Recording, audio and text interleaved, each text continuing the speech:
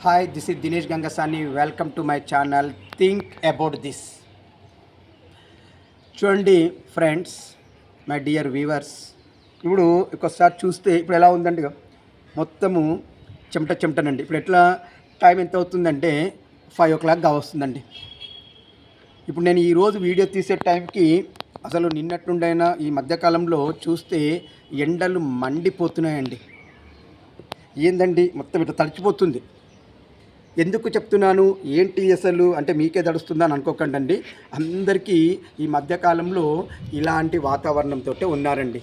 చాలా ఉక్కపోతండి. సరే, ఒకప్పుడు ఫిబ్రవరి కంప్లీట్ అయిన తర్వాత మార్చ్, ఏప్రిల్, మే, జూన్ కొద్ది వరకు మాత్రమే మనకు ఎండాకాలం లాగా ఉండి తర్వాత మనకు వర్షాకాలం వచ్చేస్తూ పర్వాలేదండి.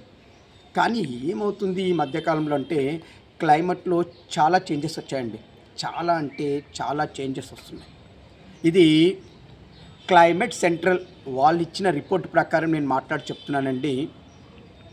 ఎలా ఉందంటే ప్రపంచవ్యాప్తంగా ఈరోజు గ్లోబల్ వార్మింగ్ వల్ల ఈ ఉద్గార గ్యాసులు అంటారు కదా, CO2 అంటే carbon dioxide, carbon monoxide, methane ఇలాంటి గ్యాసులన్నీ కూడా ఈ వాతావరణంలో ఎక్కువగా మొత్తంలో కలవడం వల్ల ఇక్కడ ఉన్నటువంటి టెంపరేచర్లో చేంజెస్ వస్తున్నాయండి. దీనివల్ల క్లైమేట్ అనేది మారిపోతుంది.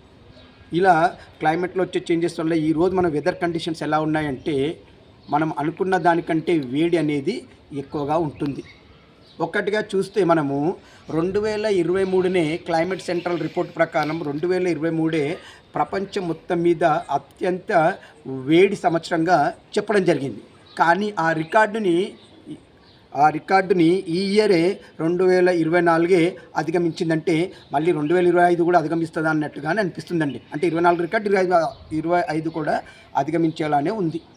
మరి దీనికి అంతటికి కారణం ఏంటంటే మనము డీఫారెస్టేషన్, చెట్లు కొట్టేయడం ఒకటైతే, ఇంకొకటి ఇష్టం వచ్చినట్టు మనం వాతావరణంలోకి ఉద్గార గ్యాసులని, వాయువులని వదిలిపెట్టడం కూడా ఒక కారకం అండి. ఈ 2 కారణాల వల్లనే మొత్తంగా ఈరోజు ఇలాంటి విపత్కర పరిస్థితులు అనేది మనకు కలుగుతున్నాయి. ఇండియాలో 1970 సంవత్సరం నుండి ఆ సంవత్సరంలో జూన్, జూలై, ఆగస్టు అత్యంత వేడి సంవత్సరాలుగా ఉండేదండి 1970.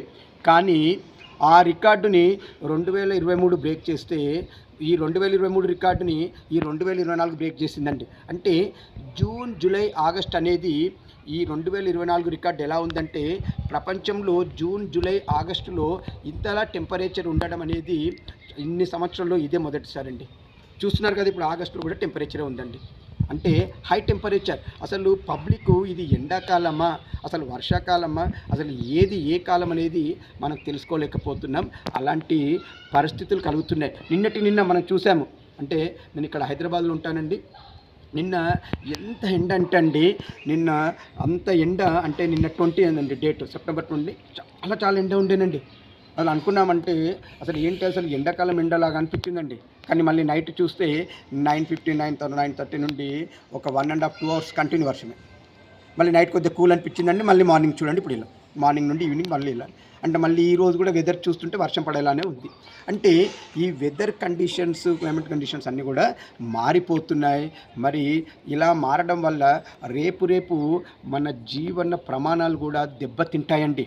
ఇవి ఇలా మారడం వల్ల మన ఆరోగ్యాలు దెబ్బతింటాయి.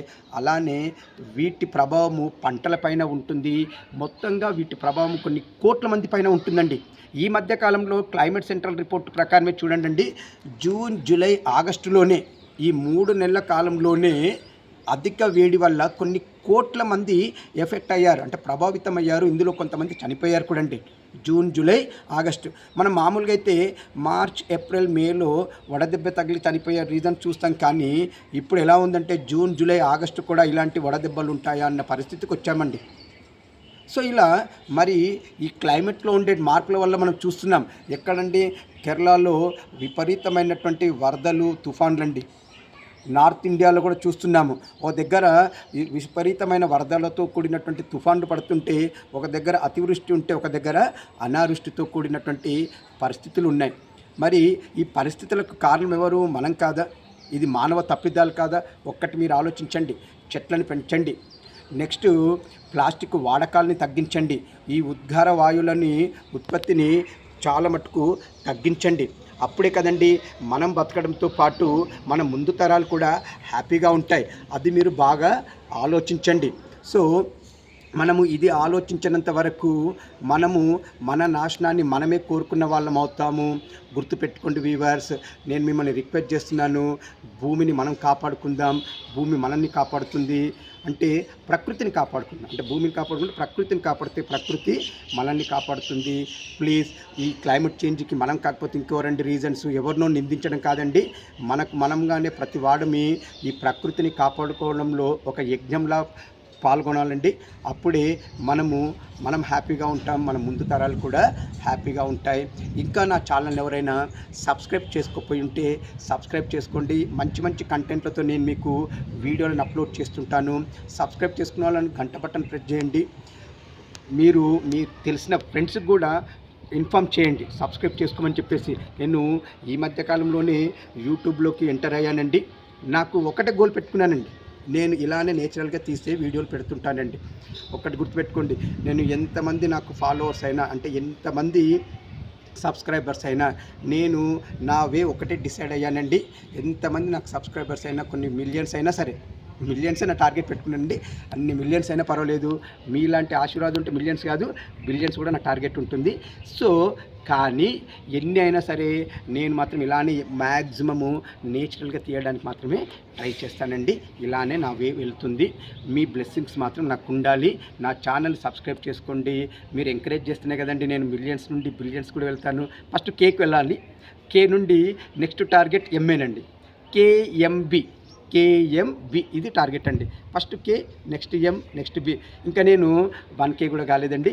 మీ దయ, సారీ 1K అంటే 1K దాటిపోయింది. ఇప్పుడు దాదాపుగా 1K కూడా కాలేదు, నియర్ బై 500 వరకు వచ్చాను. మీ సపోర్ట్తో 1K నుండి తొందరగా వచ్చేసి 1M తర్వాత 1B తర్వాత ఆలోచిద్దాం. ఇప్పుడే మనకు అంత అత్యాశ లేదు. మీ దయ ఉంటే 1B కూడా వెళ్తామండి. అప్పుడు అలా వెళ్తే నేనే వరల్డ్లో టాప్ మోస్ట్ అవుతాను. కానీ మీ బ్లెస్సింగ్స్ మాత్రం నాకు ఉండాలి. ఇదే నేను కోరుకుంటున్నాను. ఇట్లు మీ దినేష్ గంగసామి.